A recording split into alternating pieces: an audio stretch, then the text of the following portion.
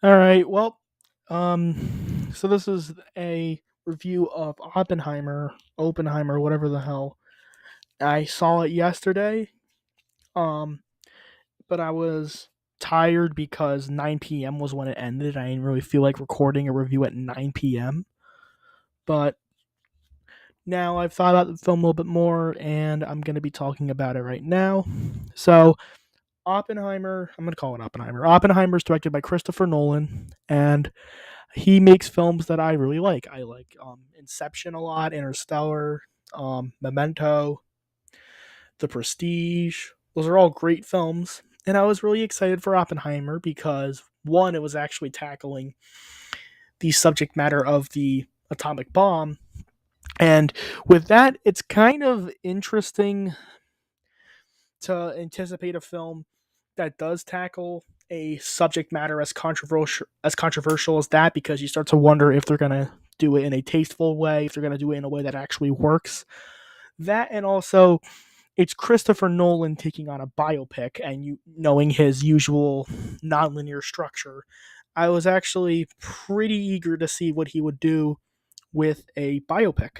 And I have to say, I thought this film was fantastic. It was a great film. It's one of his best. A little recency bias to say it's one of his best, but I'm still going to say that. I think this was an absolutely monumental piece of filmmaking that could even be an instant classic as far as I'm concerned.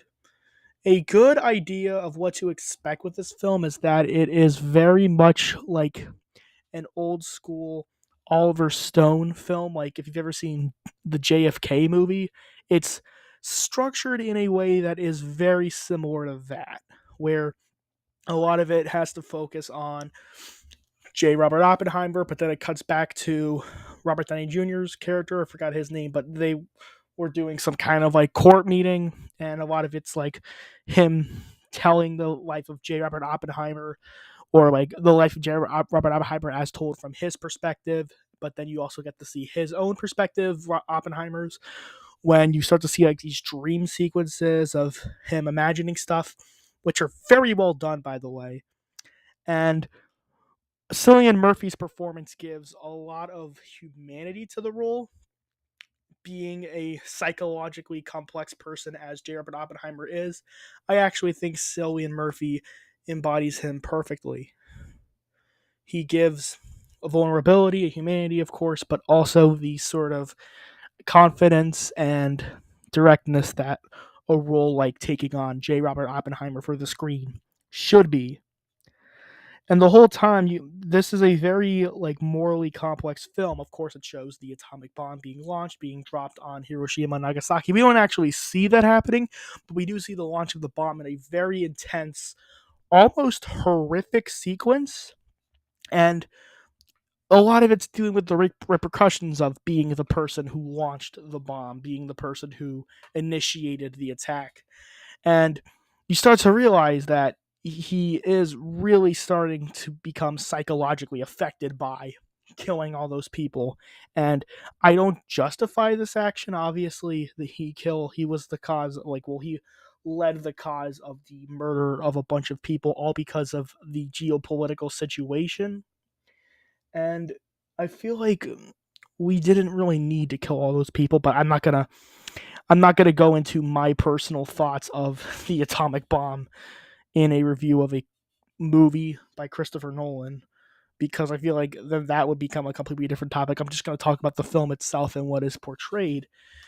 I really enjoyed the amount of depth that his psychological complexities were given, that he was starting to, like when he's imagining this crowd of people clapping because he said that he killed all those Japanese people who were living in Hiroshima and Nagasaki, and then the bomb launched, and he not accidentally, he purposely killed all of them.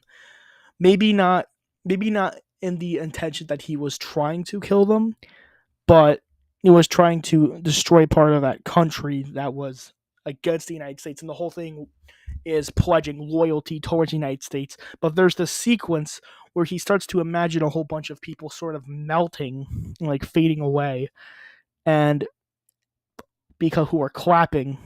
And you start to understand more of the perspective that he had, as well as the Red Scare going on, that he was being put on trial for basically killing all those. Well, he didn't really get for feeling bad that he killed all those people. And they realized that he didn't have this American patriotic fervor, but rather this self consciousness, this self realization that he became some kind of monster.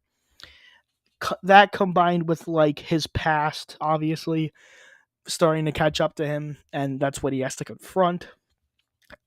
And it just made for a very endlessly compelling courtroom drama sequence or sequences that not only gave a lot of insight towards what was happening at the time, but also this sense of like anger and frustration and also like sadness. The film is very bleak towards the end, I will say that. And it is the kind of film that really does start to take a toll on you mentally if you're actively engaging with thinking about what's being shown in the film. But yeah, it's a very interesting film. It's very compelling. It may not be one of Christopher Nolan's most emotionally accessible films. Like if you're expecting this to be like a Inception or like Interstellar, it's not. It's a very different film than what he makes. I would say from the pacing and editing of the film, it's kind of like The Prestige, and it's also kind of like Memento at times too. I would say it's more in line of early Nolan than recent Nolan. And I think that situation was done for the better because it allowed for a much, I guess, colder, bleaker film, but it was as cold as bleak as it needed to be, in my opinion. So I really liked this film. I think it is technically amazing as well. It is a very well directed film. The cinematography, especially the sound design in this, is absolutely incredible. Like there were some moments that just felt so haunting and just so absolutely powerful. And it's really worth seeing on like IMAX or Dolby. If you are planning on seeing this film, see it on like the best, biggest screen, best sound equipment possible, because you are really going to feel the weight of the film. And it's that kind of film as well. But I'm not trying to mislead you. This isn't like a spectacle film, though. A lot of the so called spectacle that is in this film is portrayed to be very horrific, to be very emotionally taxing. It's not just like, wow, it's a cool explosion. No, it's more like, wow, he just killed all those people. He just launched this devastating attack. And it's very critical of the geopolitical situations of the United States. Overall, I really loved this film. I would recommend checking it out. I would recommend seeing it more than once. I would totally want to see this more than once too, mainly because a lot of what I guess confused me on a first watch could be clarified, and it has a very non-linear structure. It flashes between different points of history, but it covers a lot of ground. So I'm being vague because I may not have picked up on a lot of the film, but I feel like I got the general gist of like what to feel about it, and I really liked what I saw. So this is one of my favorite films of the year so far. It's one of the best theater experiences because it was a packed house and people were actually clapping at the end, which is kind of weird because of how bleak the ending was. But I'm glad everyone really liked it. I liked it too. I know I did. So overall, I'm gonna give Oppenheimer an A. I thought it was fantastic, and I highly recommend checking it out. And it's yet another Christopher Nolan home run, I guess. All right. Well, see you guys. That's it. See ya next time. I almost forgot my ending. See you next time.